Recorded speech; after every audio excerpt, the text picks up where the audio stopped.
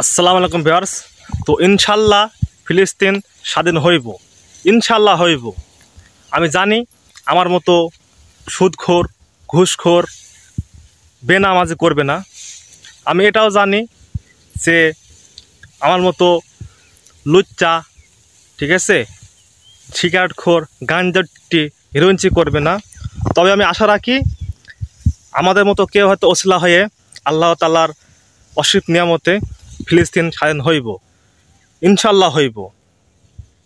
অনেকেই বলেন যে এই যে বাংলাদেশে যে 13 তারিখে আপনার ফিলিস্তিনের পক্ষে যে একটা সমাবেশ ছিল, অনেকে আমি বলতে শুনছি যে অনেকজনে বলেন তারা কোথায়, তাদের কি শক্তি আছে, আছে, হ্যান আছে, বাংলাদেশ থেকে তাদেরকে প্রতিবাদ জানায় কি হইব। আমি বলি যদি আপনার সমর্থ থাকে সেটা হচ্ছে আপনার ইমানের সবচেয়ে নিম্নস্থ স্থান।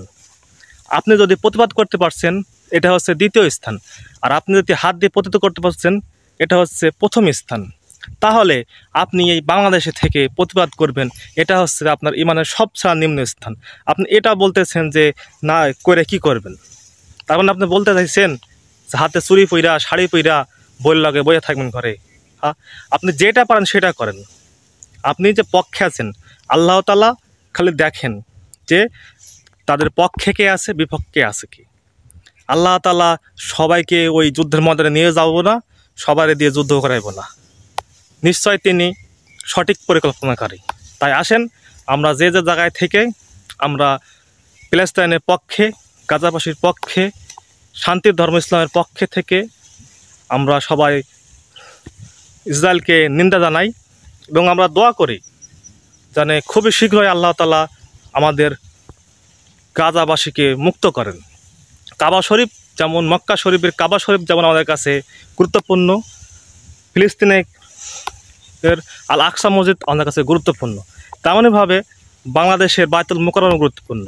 তাই আল্লাহর ঘর সবাই সমান। আমরা যে দেশের যেই হোক, যেখানে মুসলিম হোক, আমরা একটা বডির অনেক অংশ। পৃথিবীর যে প্রান্তে যে মুসলিম বিপদে পড়বে ইনশাল্লাহ আমরা আওয়াজ তুলব।